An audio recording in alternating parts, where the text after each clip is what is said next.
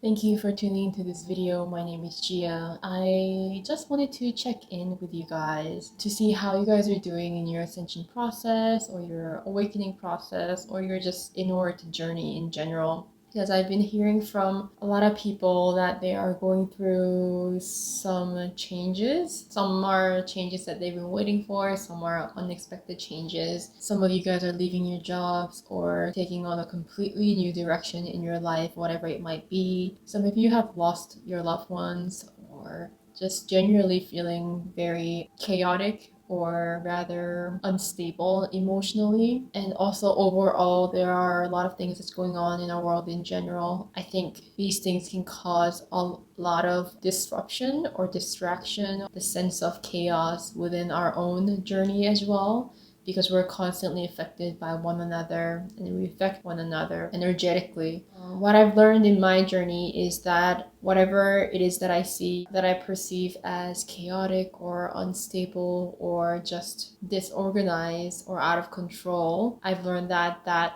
perception that I am holding in that moment is also a vibrational match with something that's within me. Therefore, I'm able to perceive it and resonate with it. So I've learned to really refocus my attention, awareness back to my inner work, whatever it might be that I'm doing in that moment, whether it is building your own business, whether it is working through some of your emotional pain, emotional wounds, whatever it might be.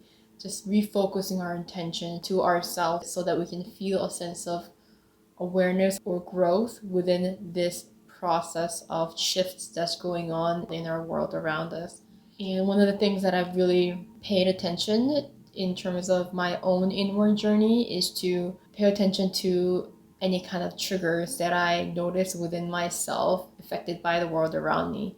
And a lot of the times, triggers can feel as if it is something that's external. It's caused by something that's external, that person, that place, that thing, that event that happened. But a lot of the times, actually, all the time, we are resonating with it because it's a reflection of something that is within us. If we really perceive the world as energy, this simply is a reflection of ourselves. Therefore, we're resonating at it. And a simplest way to explain this is that let's say that you are feeling very sad or depressed, then we often get drawn to sad music and that becomes a reality or the way that we spend our days. And it's the similar idea. Whatever that we're vibrating at, we are going to see that in front of us because that is the vibrational offering that we're having in that moment. And even if you don't really resonate with this message, perceiving our reality in this way can be helpful because it allows us to take responsibility of the things that we go through in our lives, whether we perceive it as our fault or not, for lack of a better word. So I want to share a simple way to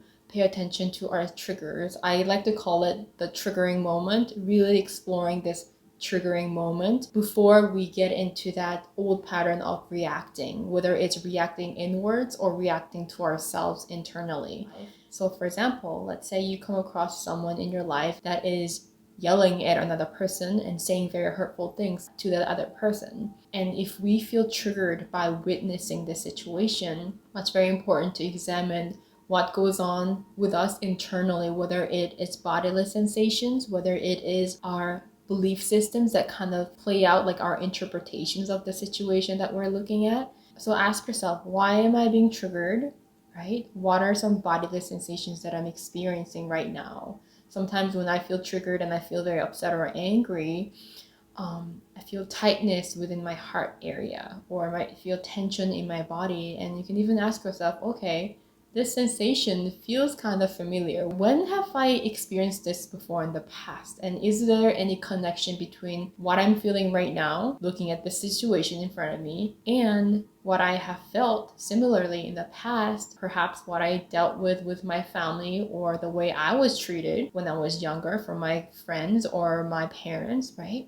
It's really about that inward observation of what is happening in that triggering moment. And also along with our bodily sensations, another thing is to look at our interpretations. How are we interpreting this situation? So basically, you observed a person yelling at another person, but what was my interpretation of that interaction? Was my interpretation, oh, he's being disrespectful and yelling and saying hurtful things to the other person because he wants to control the way that other person feels or thinks, right? So where is this interpretation coming from? Have I experienced something similar where I felt like I was being controlled or treating disrespectfully from people that were yelling at me or saying hurtful things to me, right? So sometimes it is our interpretations of that situation that can be a lot more triggering than just looking at the situation itself. Another example might be, let's say someone disagrees with your idea or your opinion at work, and you just feel very triggered by the fact that you were disagreed upon. Again, notice what this feels like within your body. Where is this sensation coming from? And importantly, how did you interpret this situation? So someone obviously disagreed with you and it was triggering for you, but what was your interpretation of that person's behavior? Perhaps your interpretation was, oh, that person is rejecting me, or that person is not validating my idea, or that person never agrees with me, right?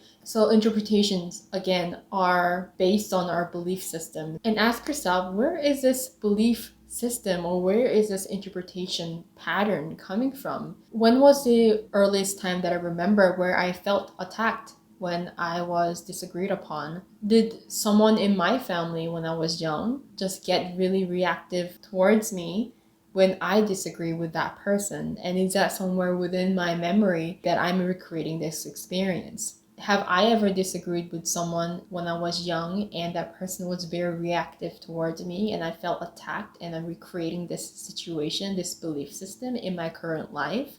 So overall, this kind of self-reflective moments are very, very important, especially when there's a lot going on in the world right now. This can be a great way for us to recenter ourselves and draw our attention inwards, rather than constantly drawing our attention to the external realities, externalizing our energy, blaming others, or getting distracted by things that's going on around us. So what we're doing here essentially is, if you were to say your trigger is to be like this hot ball of energy, and oftentimes people would just throw this hot ball of energy to whatever it is that they're getting triggered by.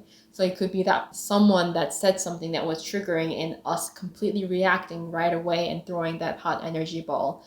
Or it could be even throwing the hot energy ball to ourselves, where we fall into that pattern of blaming ourselves or feeling guilty and hiding out. So instead of falling into this pattern of reaction, whether it's reaction inward or outwards, it's about taking that ball of energy and just looking at it. And this observation from different angles, being able to listen to what this trigger is like. Again, these interpretations that's going on and this bodily sensations that's going on. Looking at where this trigger is coming from, where this hot ball of energy originally came from, is a way for us to work through them, process it so we can dissolve it. Whereas when we are constantly just throwing our hot energy ball, constantly reacting to whatever that happens around us, we are not really getting to the source, but just momentarily getting the hot ball off of us.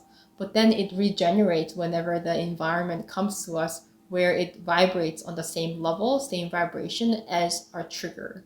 And it's important to know that our emotional memory and emotional pain is recorded in our bodies, our physical bodies, and also our energetic bodies. Depending on what kind of triggers we're experiencing and the origin of it, we might have different sensations or experiences within certain parts or areas within our bodies.